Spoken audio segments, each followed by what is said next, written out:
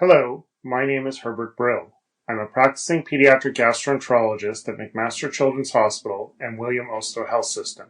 Today, we'll be discussing milk protein allergy in infants. These are my disclosures. I would note that whenever I am asked to give a talk that is sponsored, the slides are my own original content or used with permission from other academics who independently develop their own presentations. Here are two references. One reviews milk protein allergy in general, and the other is a recent publication comparing the nutritional content of different formulas in milks, which I found educational and enjoyable to read. While I acknowledge my own bias and conflict of interest, I still find the review I wrote over 10 years ago on this topic to be relevant in that it has a practical, real-life approach to managing milk protein allergies. These are the learning objectives. As you read through them, please note that the overall goal is to demystify the topic and make dispensing advice to families straightforward. Also, to reduce anxiety around how to access special formulas. Let's start with case study 1. A customer approaches you and tells you that she is looking for some advice on what formula to use for her child. She has a 2-month-old infant who recently started to have streaks of blood in the stool. The baby is otherwise healthy and growing well. Mom chose to stop breastfeeding at 2 weeks of age and has been giving a routine formula since then. Case study 2. A customer approaches you and tells you that she is looking for some advice on what formula to use for her child. She has a 3-month-old baby on formula since birth and has just come from the doctor's office because her child is spitting up more and it's bothersome. The doctor told her to get a formula that's more broken down than the current formula being used. So, let's try to understand milk protein allergies and the basis for their treatment. This slide standardizes timelines in infant feeding. Babies are exclusively milk-fed until 4 months of age. Most developed countries, including Canada, have now reverted back to starting solids at 4 to 6 months of age, with some vague language about the baby providing cues that they are ready to start eating solids. Perhaps a bit too vague for first-time parents. As solid food intake increases in the second 6 months of the first year, milk intake gradually declines. Beyond 1 year, milk intake should be limited to 12 to 15 ounces per day to prevent iron deficiency.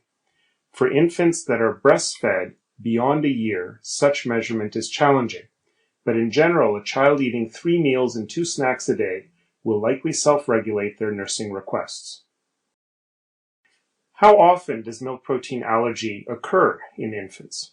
Well, we don't have any Canadian data, but studies from other countries suggest 2 to 5% of formula-fed infants and 1 in 200 exclusively breastfed infants will encounter this problem. Because almost no infants are started on soy formula first, we only have one study from the United Kingdom. On the Isle of Wight, babies that cannot breastfeed are given predominantly soy formula, so it is one of the few places where one can establish the incidence of soy allergy, at around 1 in 400 infants. Otherwise, soy allergy is usually expressed as a percentage of cow's milk protein allergy, and it's about 10% in infants. Bovine milk contains a number of proteins generally classified as either caseins or whey. In fact, the different ratio of casein to whey when comparing primate, in other words human milk, to milk from ruminators, for example cows, is thought to be one of the reasons for the existence of cow's milk protein allergy. Quite predictably, allergy to human milk proteins is exceedingly rare. When it comes to soy, it's generally the glycinin components of soy proteins that have the potential to cause allergic reactions. The allergic reactions themselves can either be IgE-mediated or non-IgE-mediated. IgE-mediated allergies are the classic allergies we're all familiar with, the kind that cause hives and anaphylactic reactions. In general, these are type 1 hypersensitivity reactions and occur when the antibody family IgE cross-links 2 mast cells, causing histamine release, which causes the effects of an allergic reaction. The other 3 types of hypersensitivity reactions tend to be more delayed and increasingly involve cells of the immune system to be generated. As a result, we can make predictions about how different types of allergy present. With IgE-mediated allergy, we expect faster reactions, more severe reactions, an immediate response to therapy, and a longer time to resolve the underlying process. Whereas with non-IgE-mediated reactions, we expect delayed symptoms, delay in response to therapy, and a shorter time to resolve the underlying process. Because the symptoms are more vague, we can see a lot of overlap with a more nebulous term called food protein intolerance. And there's a lot of debate between allergists and gastroenterologists about where the line is between these two entities. If a family ever comments on seeing different doctors with different definitions or medical terms, it's usually because of this disagreement. And generally, we are talking about the same thing, but disagreeing on terminology, which unfortunately can confuse parents. As to why these allergies occur, in general, it's the same as other theories on allergy. One needs to have the right genetics for allergic reactions to be possible. In infants, any type of gut crisis in the first 6 months can make the gut more leaky, allowing full proteins to leak into the bloodstream where a hypersensitivity reaction can occur. Examples of such crises include prematurity, infections of the gut, even if they're self-limited viral infections, and surgery, even something as simple as hernia surgery. A lot of people have trouble wrapping their head around how cow's milk can cross-react with soy milk. After all, these species are from 2 different kingdoms. The connection was demonstrated some time ago that certain proteins, when folded in 3 dimensions, can look similar and be recognized by the same antibody, leading to an allergic reaction that can occur with either cow's milk proteins or soy proteins that appear similar. If we classify signs and symptoms, you can see that some overlap exists between the 2 types of allergies, and some of the symptoms are distinct. Here are the lung-related and skin-related symptoms. Lung symptoms are rare in non-IgE-mediated allergy, whereas atopic dermatitis occurs in both types of allergy. Similarly, gastrointestinal symptoms can overlap. If we classify signs and symptoms, you can see that some overlap exists between the 2 types of allergies, and some of the symptoms are distinct. Here are the lung-related and skin-related symptoms. Lung symptoms are rare in non-IgE-mediated allergy, whereas atopic dermatitis occurs in both types of allergy. Similarly, gastrointestinal symptoms can overlap, but upper GI symptoms are more common in IgE-mediated allergy, especially oral allergy syndrome, where the skin around the lips turns red and puffy. In contrast, blood streaking of the stool, a sign of milk colitis, is almost exclusively non-IgE-mediated allergy. Why these differences exist is not well known. Some of the symptoms are necessarily vague. Colic, for example, where babies cry inconsolably for an extended period of time, is usually self-limited, but in cases where the colic goes on for extended periods or other symptoms are present, a milk protein allergy is worth considering. The differences in clinical presentation are more relevant to physicians, nurse practitioners, and dietitians. For a pharmacist, it's reasonable to confirm with a parent that the infant has been growing. If not, and the treating healthcare professional is not aware of this, parents should be encouraged to immediately report this to the most responsible health professional. Blood work is not required in most cases, but here are findings that would hint at a diagnosis of milk protein allergy. From an academic perspective, the gold standard for confirming allergy is a double-blind placebo-controlled food challenge. In practice, this requires a lot of resources to accomplish and is generally not followed in Canada. Endoscopy would confirm allergy, but is almost never done under 1 year of age in Canada. So really, it's just trial and error. That being said, it's acknowledged that allergy may be overdiagnosed as a result. For nursing mothers, the best way to control allergy is to remove the offending protein from their diet and continue nursing. This usually requires both patience and the help of a registered dietitian, as it is very challenging to successfully remove offending proteins from the diet. One also must wait up to 7 days for the proteins to wash out of the breast milk. In order of likely allergen, the 4 most common are cow's milk, beef, soy, and legumes. Response to treatment for immediate symptoms like vomiting or severe reflux may respond in 6 days or less. Other symptoms like rectal bleeding could take up to 4 weeks.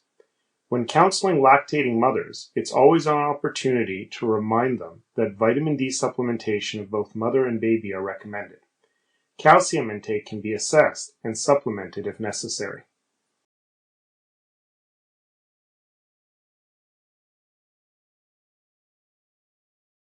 For parents who cannot afford a dietitian or decline the services of one, handouts exist to guide families in avoiding offending proteins. But as you can see perusing this list, it is extremely challenging. In general, fresh meats, fruits, vegetables, and raw grains are free of dairy and soy proteins. Parents can look into their workplace insurance to see if dietetic services are reimbursable. Dietitians.ca offers a listing of registered dietitians in private practice.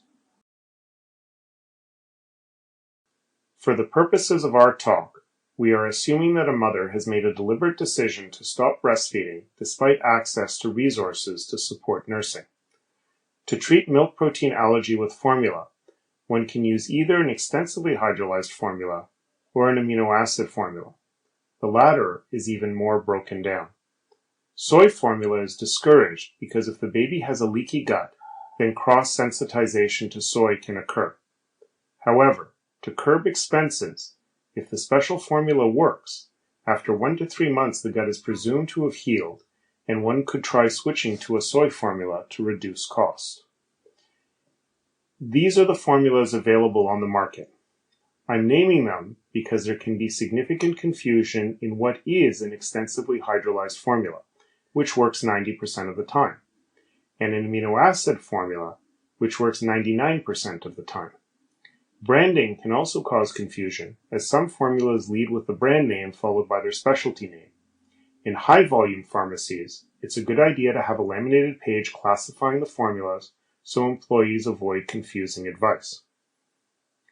Extensively hydrolyzed means the primary protein, usually cow's milk protein, has been broken down with an enzyme so that the polypeptides are smaller and less likely to cause allergic symptoms. Because enzymatic degradations are not perfect, the formulas work for many, but not everyone. Amino acid-based means the formula is created with constituent amino acids rather than breaking down existing proteins. Thus, they are more effective, but the production cost is higher, affecting their retail price. The rare failure is thought to be the soy lecithin ingredient in these formulas, which may still have soy proteins clinging to the lecithin despite a washing process to remove them. It is important to note that for upper gastrointestinal symptoms such as reflux, response to a particular class of formulas usually occurs within 48 hours or less. In contrast, lower GI symptoms such as blood-streaked stools and cutaneous symptoms such as rash can take up to 2 to 3 weeks to see a response. So if the primary issue is reflux, parents should expect a fairly dramatic response if milk protein allergy is the cause. Given that in both cases the mothers chose to stop breastfeeding long before coming into the pharmacy, advice on formulas is acceptable, though this highlights the work that needs to be done to increase breastfeeding rates in Canada. In both cases, an extensively hydrolyzed formula can be offered, and then if no response, an amino acid formula. How long to wait for a response depends on the presenting symptoms. For reflux, the response should be quick. For rectal bleeding, it may be up to 4 weeks.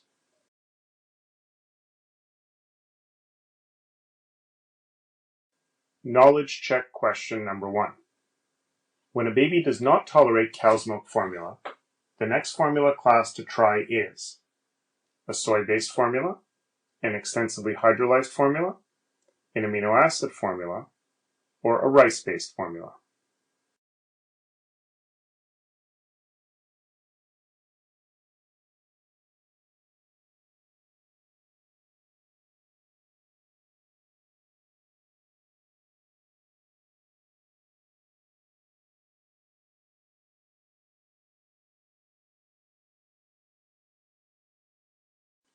The answer is B. In a laddered approach to hypoallergenic formulas, an extensively hydrolyzed formula is the first choice. Soy-based formulas are not immediately recommended due to a risk of cross-sensitization. Rice-based formulas are not readily available and may have the same issue as soy-based formulas. An amino acid formula is used if the extensively hydrolyzed formula is not effective.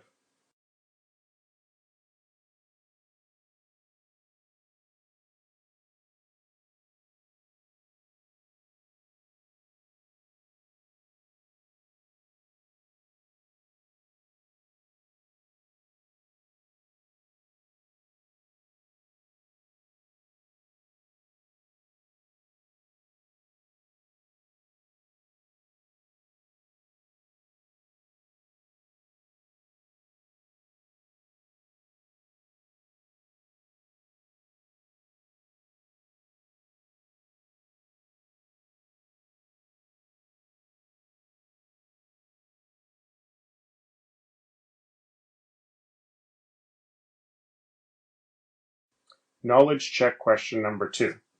The following is not a symptom of milk protein allergy. A. Bothersome reflux. B. Green-tinged vomiting. C. Blood-streaked stool.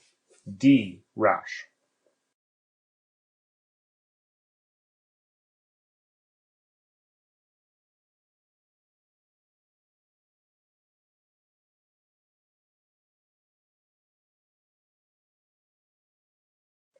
The answer is B.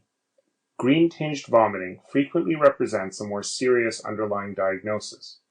Any parent that reports green-tinged vomiting should be directed to seek immediate assessment by a physician or nurse practitioner.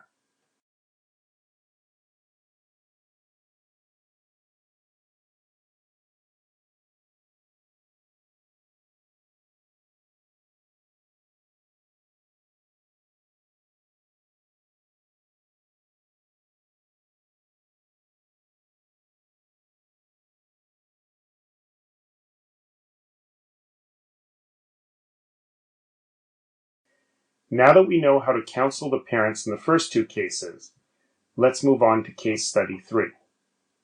A customer is grumbling about the cost of amino acid formula for his 9-month-old baby. He wants to know when he can finally stop using the special formula and how to avoid having to use these formulas for future children. 2 separate European studies suggest that non-IgE-mediated allergy resolves in 2/3 of cases by 1 year of age, so trialing reintroduction is reasonable just before the first birthday. It is done gradually with each bottle, so there isn't a huge load of cow's milk protein at one feed and none the next. If not tolerated, parents can try every 3 months until tolerated. 1 in 20 children have a persisting allergy beyond 4 years of age. For IgE-mediated allergy, the restriction should continue while under the care of an allergist, and the allergist can determine when it is safe to reintroduce. It's not clear how to prevent an allergy from manifesting. There are multiple studies showing that delayed introduction of proteins actually increases incidence of allergy, so merely avoiding proteins doesn't work. Probiotics are controversial because a European study showed that a particular strain helps, but the exact same methodology repeated on a sample in the United States showed no benefit. Partially hydrolyzed formulas have been extensively investigated. This is a meta-analysis of multiple smaller studies. The summary relative risk estimate combines the effect assessment of all the smaller studies into an aggregate estimate of either risk enhancement or reduction. In this study, it suggests there is a mild to modest reduction of rash due to cow's milk allergy if a partially hydrolyzed formula is used before other formulas are tried. But whether this reduces incidence of other symptoms of milk protein allergy is not clear. Then there's this study that came after the meta-analysis, which showed no difference, but it's not clear how much it would have altered the meta-analysis data if the 620 subjects in this study were included. If identical cost, it's reasonable to recommend a partially hydrolyzed formula over an unhydrolyzed formula, but if it's a lot more expensive, it's not really clear if it's worth it. Case 3 wrap-up. The family introduces homogenized milk at 11.5 months of age, and it's tolerated without any symptoms. Knowledge check question number 3. A majority of infants have resolution of their milk protein allergy at what age? 6 months?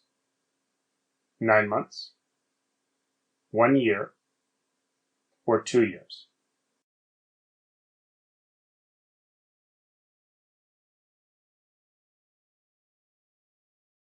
The answer is C, 1 year. While data is lacking, the studies that do exist suggest the majority of infants no longer have symptoms to offending proteins at 1 year of age, presuming that it's a non-IgE mediated allergy.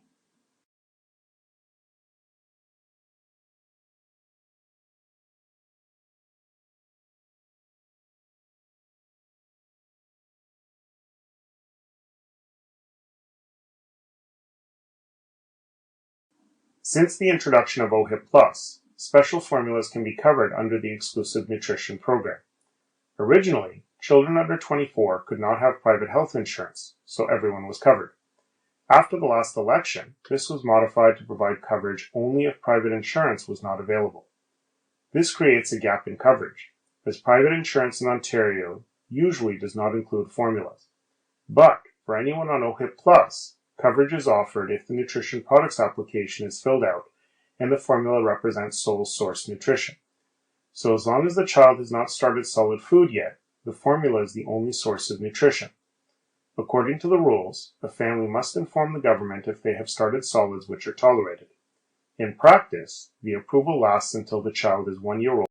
Since the introduction of OHIP+, special formulas can be covered under the exclusive nutrition program. Originally, children under 24 could not have private health insurance, so everyone was covered. After the last election, this was modified to provide coverage only if private insurance was not available. This creates a gap in coverage, as private insurance in Ontario usually does not include formulas. But for anyone on OHIP+, coverage is offered if the nutrition products application is filled out and the formula represents sole source nutrition. So as long as the child has not started solid food yet, the formula is the only source of nutrition. According to the rules, a family must inform the government if they have started solids which are tolerated. In practice, the approval lasts until the child is 1 year old in most cases. Thus, a lot of families that have trouble affording these formulas should not worry, as long as their physician or nurse practitioner fills out the appropriate paperwork. Case 4 wrap-up. The mother is assisted in obtaining government coverage for the formula. Case Study 5. A customer is holding 2 types of formulas in his hands. Both are extensively hydrolyzed. He asks you which is better for the baby's nutrition. It's an age-old question. Can we do better than breast milk? Ignoring for a moment the rather compelling argument that nature knows best, there has long been research and debate into superior forms of nutrition. To answer the case's question directly, most of the specialty formulas have all the ingredients and nutrients to make them at least comparable to breast milk.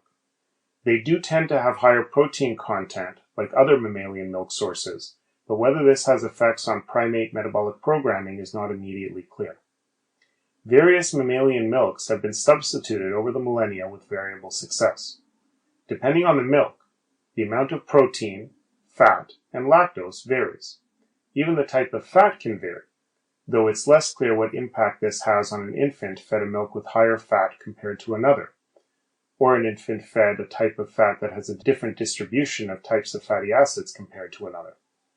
For plant-derived milk, in general, only soy milk and rice milk formulas produced specifically for infant consumption fulfill an infant's nutritional requirements. All other plant-derived milk, for example nut-based milk, should be actively discouraged and have the potential to be extremely dangerous to infants, both for the lack of adequate nutrition and the potential to cause electrolyte imbalances. Today, 83% of global production of animal substitutes are cow's milk, but over time we may see changes. Surprisingly, buffalo milk is now 13% of global production. Unfortunately, it has been shown that cow's milk antibodies cross-react with almost every beast of burden that's commonly available, so these are not options for families. However, there is no cross-reaction with camels, and some entrepreneurial companies have been developing formulas based on camel milk, which cannot yet be procured in Canada. There is no data on other species, which can be as eclectic as muskox and reindeer. Rice formulas have been in development for years, but are still not commercially available in Canada. Case 5 wrap-up. The father is reassured that either formula is acceptable, and that in this case the lower cost option is superior, all other variables being equal. A customer has a 14-month-old child with a milk protein allergy. Recent attempts to switch to homogenized milk have failed.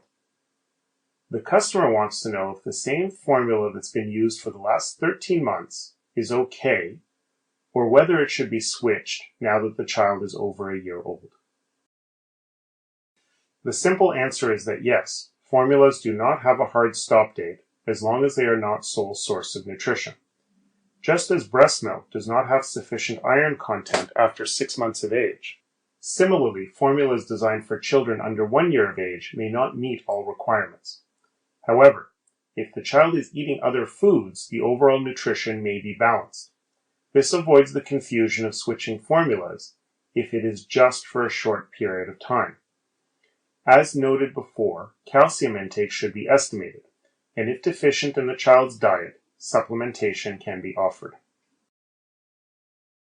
Case 6 wrap-up. After confirming the child has a varied diet that is not solely reliant on formula, the father is reassured that the current formula can be continued until the child is 18 months. If he requires it beyond that, the family can consult with their primary healthcare provider. To summarize the key points in using infant formulas. First, a baby must be on breast milk or a formula substitute exclusively until at least 4 months, when solid food introduction can begin. Second, breastfeeding should always be encouraged, and pharmacies should include public health published material on supports for breastfeeding that parents can access. Third, partially hydrolyzed formulas may prevent allergies in an at-risk population, but since the evidence is thin, this recommendation is only justified if it poses no additional cost to the parents. Fourth, when recommending hypoallergenic formulas, one extensively hydrolyzed formula should be used first. If the selected formula does not work, then an amino acid formula can be used next. Finally, formulas designed for the first year can be used beyond the second year, but only if the toddler is otherwise on a varied diet. I hope you've enjoyed this webinar on milk protein allergy in infants. We have covered the pathophysiology, treatment options, and prognosis. As well, we reviewed how to reassure families that they do not always have to pay for these formulas when breastfeeding is not an option. Parents who are looking for additional educational materials can be referred to the Canadian Pediatric Society website or About Kids Health, an information site created by the Hospital for Sick Children. Here is a longer list of references for further reading, and for those inclined, the reference list in some of these papers leads to more papers that can be read on this topic. Please complete the program's evaluation form. I thank you for your attention and wish you well in these exceptional times.